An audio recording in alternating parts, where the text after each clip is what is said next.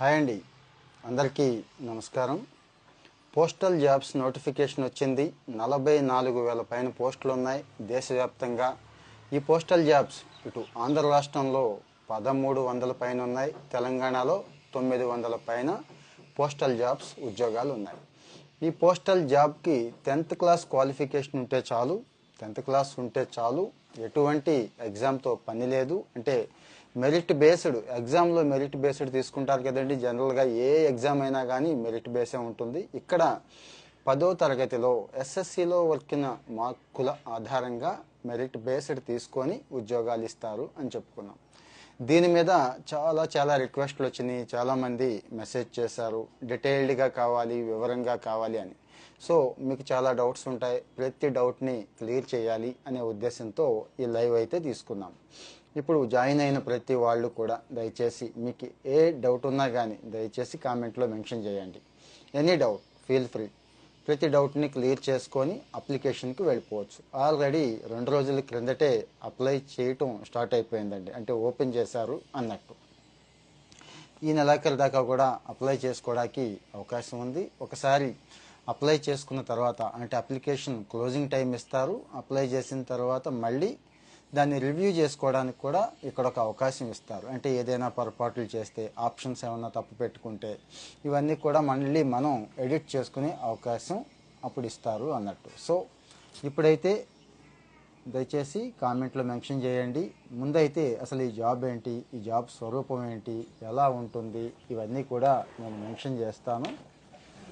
దాన్ని బేస్ చేసుకొని మీరు హాయిగా అప్లై చేసుకొని దానికి వెళ్ళిపోవచ్చు. ఎస్, లేడీస్ కూడా అప్లై చేసుకోవచ్చు అండి. అన్ని చోట్ల లేడీస్కి ఎట్లా అయితే కోటా ఉందో ఇక్కడ కూడా పర్టికులర్గా లేడీస్కి రిజర్వేషన్ ఉంది.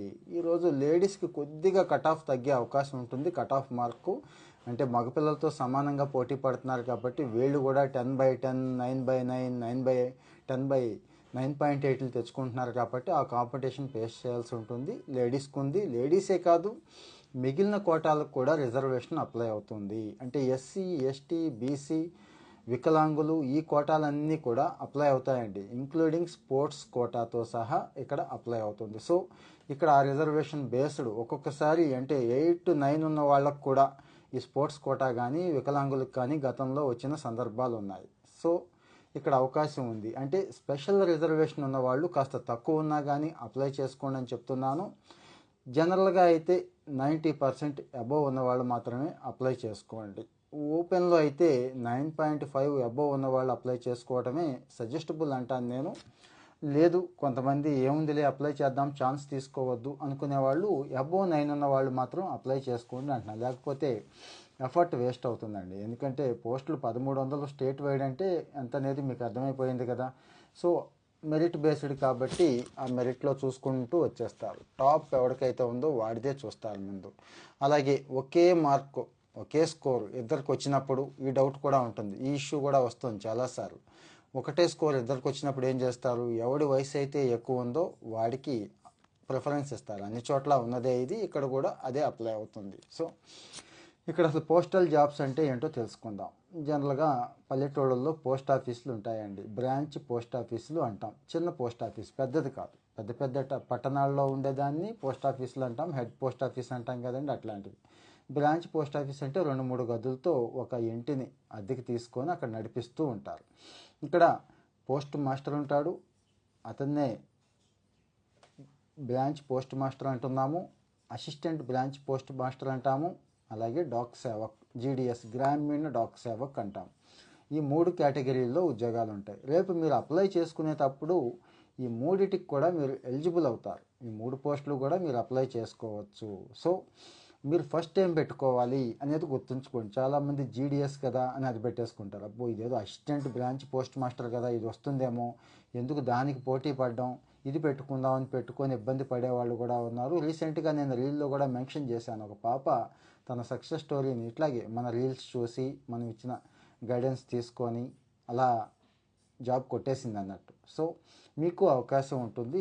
ఏం టెన్షన్ పడొద్దు. ముందు నెగిటివిటీని తీసేయండి. నాకు రాదు అనేది పెట్టుకోవద్దు.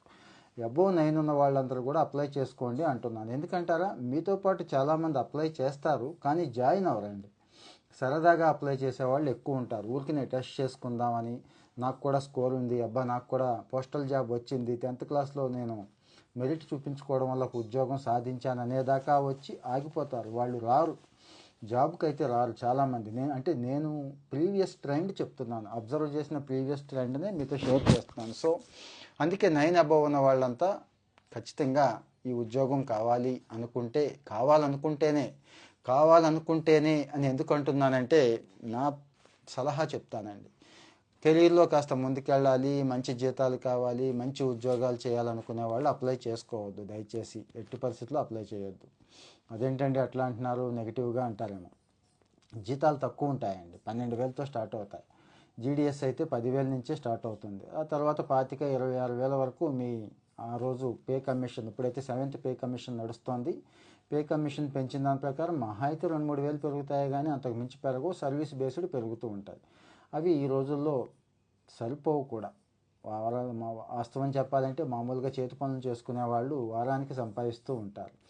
కానీ కొంతమందికి ఇంట్రెస్ట్ ఉంటుంది, లేదు నాకు ఆ ఊళ్ళోనే ఉండాలి, ఉన్న ఊళ్ళోనే ఉండాల్సిన అవసరం ఉంది, వేరే ఆప్షన్ లేదు, దీంతోపాటు ఇంకేదైనా చేసుకుంటాను, స్కిల్ ఇంప్రూవ్ చేసుకుంటాను, లేకపోతే ఇంకేదో 4-5 పనులు ఉన్నాయి అవి కూడా చేసి ఇంకో 25,000 సంపాదించుకుంటాను అనుకునే రకం ఉంటారు చూడండి. వాళ్ళకు మాత్రం ఇవి బాగుంటాయి. వాళ్ళనైతే జాయిన్ అవ్వమనే చెప్తాను. సో మీరు ఇక్కడ డిసైడ్ అవ్వాల్సింది మీరే. అంటే పక్క వాళ్ళ అవకాశం పాడు చేయొద్దు దయచేసి. ఎందుకంటే ఒకసారి ఆప్షన్స్ ఇచ్చేసి మనం సెలెక్ట్ అయిపోయాక జాయిన్ అవ్వకపోతే మళ్ళీ దాన్ని వేకెన్సీ కింద పెట్టేసి మళ్ళీ నెక్స్ట్ ఇయర్ నోటిఫికేషన్ దాకా ఖాళీ పెట్టేస్తారు. దాన్ని శాడిజం అనాలి. సో దయచేసి అలాంటి పని చేయొద్దు. పక్కా జాయిన్ అవుదాం అనుకుంటే 1-2 సార్లు ఆలోచించుకొని, ఇప్పుడు నేను చెప్పిన విషయాలన్నీ కూడా ఒకసారి బేరీజు వేసుకొని అప్పుడు మాత్రమే జాయిన్ అవ్వండి అంటాను. ఇంకా మీకు ఏమైనా డౌట్స్ ఉంటే దయచేసి ఇక్కడ మెసేజ్ కామెంట్ బాక్స్లో పెట్టండి, అన్ని విషయాలు డిస్కస్ చేసుకుందాం. ఇక జీతాలు, జీడిఎస్కి వచ్చి చెప్పాను కదండి, ఇది డాక్ సేవక్ అంటాం. ఇది లోయెస్ట్ క్యాడర్, ఉన్న 3 క్యాడర్లో లోయెస్ట్ క్యాడర్, ఒక రకంగా హెల్పర్ అన్నట్టు. పైన బ్రాంచ్ పోస్ట్ మాస్టర్కి, అసిస్టెంట్ బ్రాంచ్ పోస్ట్ మాస్టర్కి ఈయన హెల్పర్.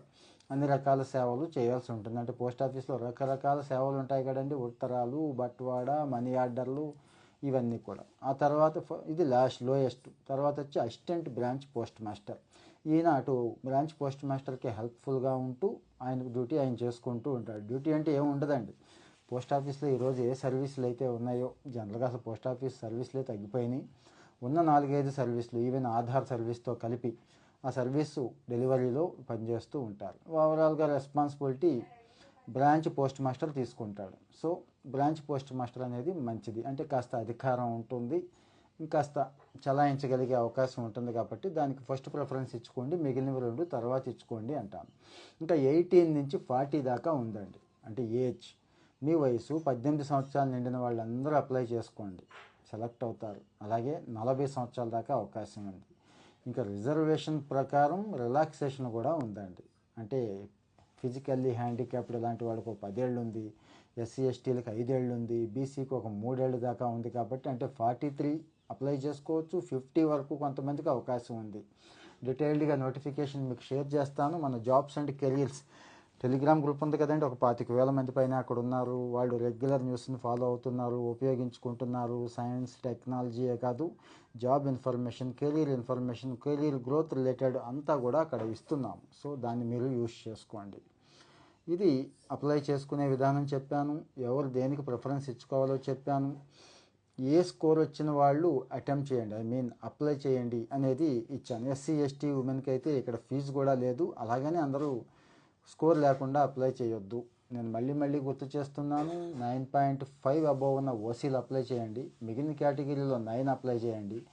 ఎస్టీ ట్రైబల్ నుంచి ఎస్టీలు కానీ, అలాగే స్పోర్ట్స్ కోటా కానీ, ఫిజికల్లీ హ్యాండిక్యాప్డ్ కోటా ఉన్నవాళ్ళు 8 అబోవ్ ఉన్నవాళ్ళు అప్లై చేయండి. అప్పుడు మీకు ఛాన్సెస్ ఉంటాయండి. పోస్టులు 1,300 పైన పోస్టులు ఉన్నాయి మన ఆంధ్ర రాష్ట్రంలోనే.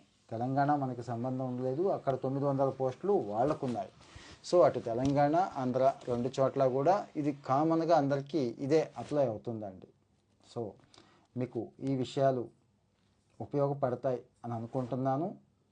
ఇంకా ఏదైనా మీకు డౌట్స్ ఉంటే అప్లై చేసే టైంలో కానీ అన్ని లింక్స్ ఇస్తున్నానండి. ఇక్కడ ఇండియా పోస్ట్ జీడిఎస్ అని చెప్పి ఒక వెబ్సైట్ ఉంది, డైరెక్ట్గా అక్కడికి వెళ్ళి క్లిక్ చేస్తే మీరు సైట్ ఓపెన్ అవుతుంది. అక్కడికి వెళ్ళి మీ వివరాలు ఇచ్చేసి అప్లై చేసుకోవడమే, ఏం లేదు. మీ ఎడ్యుకేషన్ క్వాలిఫికేషన్ సర్టిఫికేట్స్ అడుగుతారు, మీ ఫోటో అడుగుతారు, సిగ్నేచర్ అడుగుతారు, అంతే. ఈ నెలాఖరు వరకు టైం ఉంది. అప్లై చేసుకున్న తర్వాత అప్లికేషన్ క్లోజ్ అయిపోతుంది. క్లోజ్ అయిపోయిన తర్వాత మళ్ళీ 2 రోజులు టైం ఇస్తారు వెరిఫికేషన్కి. అంటే సెల్ఫ్ వెరిఫికేషన్ చేసుకొని మనం మళ్ళీ ఏమైనా పొరపాట్లు ఉంటే చేసుకొని మళ్ళీ ఫిల్ చేస్తే అప్పుడు మీకు జాబ్ వచ్చిందా రాలేదా అనేది అనౌన్స్ చేస్తారు అన్నట్టు. అన్ని వివరాలు అయితే నేను షేర్ చేశాను. ఎవరు చేయండి ఎవరు చేయొద్దు అనేది కూడా చెప్పాను. సో ఇవి మీకు ఈ సూచనలన్నీ కూడా మీకు నచ్చినట్లయితే, బాగున్నట్లయితే మీ ఫ్రెండ్స్కి కూడా షేర్ చేయండి. ఇంకా ఏదైనా డౌట్స్ ఉంటే కామెంట్స్లో మెన్షన్ చేయండి. మళ్ళీ నెక్స్ట్ లైవ్లో మనం కలుస్తున్నప్పుడల్లా ఆ ప్రతి విషయాన్ని కూడా మనం డిస్కస్ చేసుకుందాం. ఇక మీదట నేను ఇలాంటివి కానీ రెగ్యులర్ ఇష్యూస్ కానీ లైవ్లో డిస్కస్ చేద్దాం అనుకుంటున్నాను. దయచేసి లైవ్లోకి వచ్చిన వాళ్ళు ఫ్రీగా పార్టిసిపేట్ చేయండి. మీ ఒపీనియన్స్ షేర్ చేసుకోండి. నాతో కామెంట్ పెట్టడం ద్వారా మాట్లాడే అవకాశం అయితే మీకు ఉంటుంది కాబట్టి. Okay, thank you. Bye bye.